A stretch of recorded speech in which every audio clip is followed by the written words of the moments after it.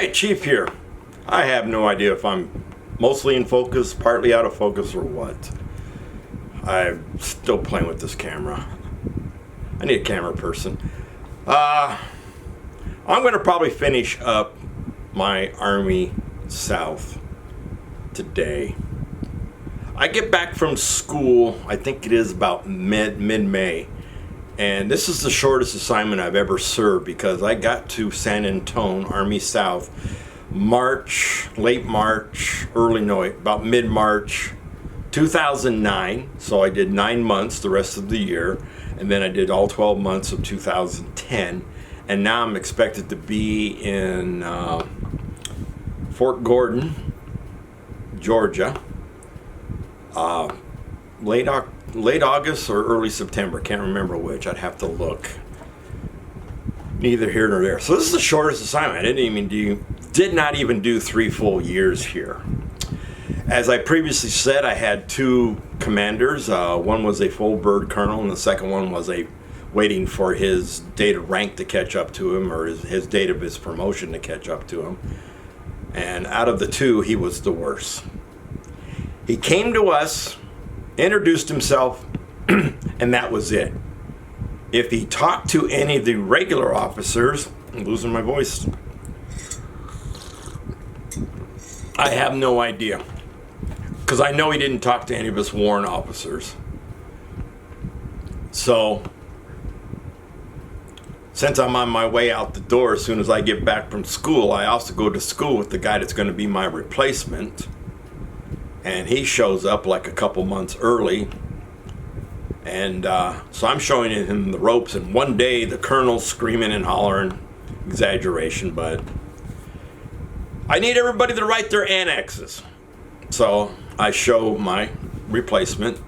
We're responsible, I think, for 4 annexes. And since I have no assets, so I have no input, so mine are basically blank. Not blank, but no information to provide, so to speak. So they're easy. So I show them how to do it, because I've been writing annexes, I think, for like 2 assignments now. I can't remember. So I'm used to these things. And next day, we hear the colonel shout onto the floor where all of us officers sit, along with the enlisted. I don't have a single officer here that knows how to write his annex. And my replacement looks at me. I said, don't worry about it. We won't see ours. We didn't. And then the other warrant officer, I think they were responsible for 1 or 2. They didn't see theirs either. So all of us warrant officers who had to write annexes didn't have to rewrite them, but all the regular officers did. I will have trouble here throughout my tour with a former major in the Army who is now a contractor, and he tried to pull his rank on me several times because one of the exercises, he was so upset that he did not get to go, and I was supposed to work in the same section as him. So glad he didn't get to go. But he found a way to finagle his way to come into country for at least 2 days. Because it was in another country, and he showed up. He talked to the civilian that was in charge of the section that I was working in, and the civilian came over and he says, do you have trouble with him? I go, oh yeah. I said, he got upset with me because he approached me in front of a bunch of people demanding to see my book. And I looked at him, I said, what book? Well, the book you're supposed to take with you when you go down for this exercise. And I said, what's supposed to be in this book? So he explained it to me. I said, it's right here. It's not that much. I'm not going to put a book together for a little bit of information. And I sort of raised my voice. So he got upset that I raised my voice because, he's a former major and I should not treat him disrespectfully. And he came and talked to me. And I'm like, whatever, dude. You're a civilian. I'm in the military. I answer to my boss. You answer to that boss and other bosses. So if you want to take this further, go ahead. But he didn't. I couldn't wait to leave him, because another contractor was a former warrant officer who said, "Isn't it strange that he never got picked up for lieutenant colonel?" And I'm like, "What are you talking about?" He says, "Well, he's one of those," his words, "a dickhead major that generally makes lieutenant colonel, but he didn't. So he got passed over for a lieutenant colonel, so that's why he had to end his military career." So he was probably a little upset.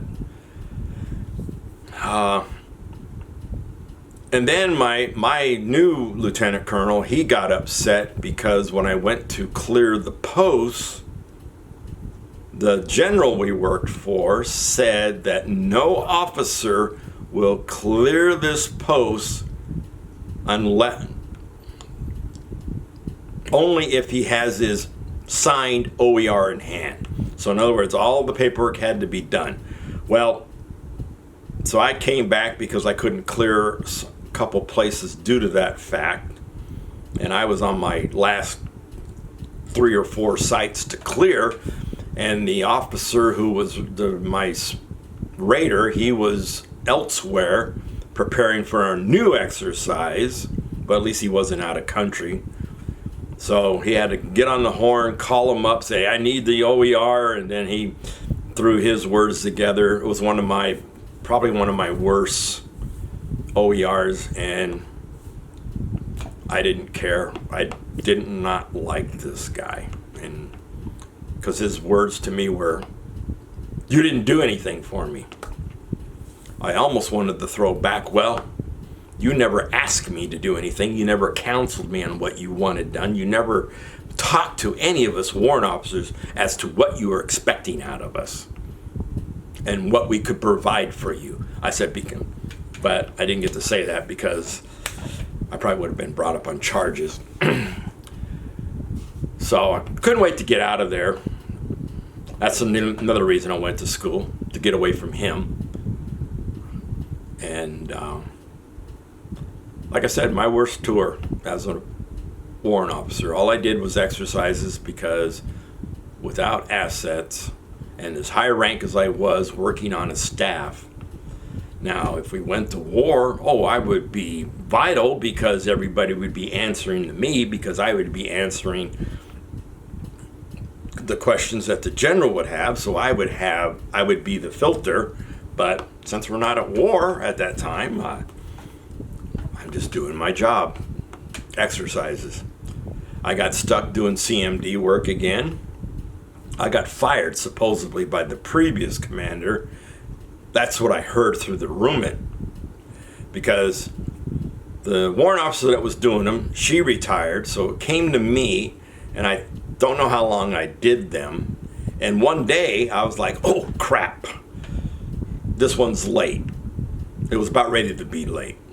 So I went in to the colonel. I said, "Colonel, can I see you?" And he goes, "Sure, Chief, come on in." I said, "Sir, I got this one question. It's going to be late." He says, "Well, let me look at it. And what do you got right now?" And he says, I think I was still waiting for someone to respond. And he looked, "Don't sweat that one. That's okay.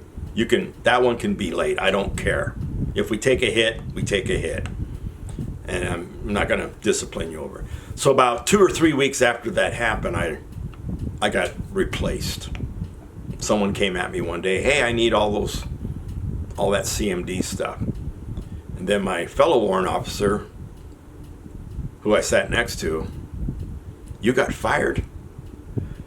I go, "What?" She goes, "Yeah, I heard you got fired from the position from doing those." And I go, "What are you talking about?" "Well, you messed up. You didn't do 2 of them." I said, "What? You supposedly didn't answer 2 of them." I go, "No." I said, "I was just late on one, and I told the colonel, and that's it." And she looked at me, and she's going like, "Well, that ain't what they're saying about you." I said, "Well, they can say what they want to say. If they can always come talk to me to find out the truth."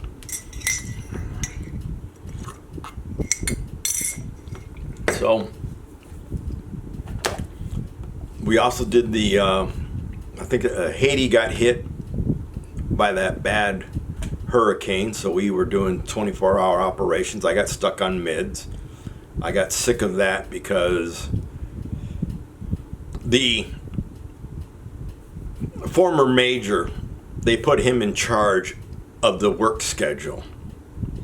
And every 2 to 3 days he was rewriting it, rescheduling people, because I just basically said, I'm going to stay on this midnight schedule on my days off. So at night, I think I painted a room downstairs. I did other stuff at night, watched movies all night, tried to sleep during the daylight. But some days I would go into work, some evenings I'd go into work and he'd be there like, what are you doing here? I go, I'm supposed to work tonight. Oh no, I redid the thing and you're off again. So I would end up with 3 to 4 nights off in a row, work maybe 2 or 3, then he'd rewrite it again, and I'd be off again. It was just getting ridiculous. And I told him that. I said, why do you keep rewriting it? Well, I said, and you should call me. Oh, yeah, I didn't think of that. So, like I said, couldn't wait to get out of there. I didn't have fun at the assignment. As a matter of fact, my replacement contacted me at my new duty assignment at Fort Gordon within a year and said, I can't stand this place. I can't stand this job. I'm putting in my paperwork. So he retired from there because he couldn't stand it. Yeah, he probably couldn't stand the new colonel. So I just wrote back and said, sorry, man. I know you probably wanted to serve a few more years, but you remember you wanted that spot, because he did. He wanted to come here because he wanted to be in San Antonio to retire, I think, because of all the other jobs. And he got a job working for Army North, I think. I can't remember. So that is it for me at Army South. Didn't have fun. Worked with troops, because we had troops, worked for another warrant officer, and I talked to them because he was always gone. It was really strange. The warrant officer that all these troops worked for was always gone elsewhere. And I mean gone. Not gone TDY, gone going to school or anything. He was just always gone. He was never in the office. I don't know where he went. And I didn't care, because not my responsibility. So this is Chief out. Freedom is not free. I know. Pray for an end. Chief out. You know what to do with the vet.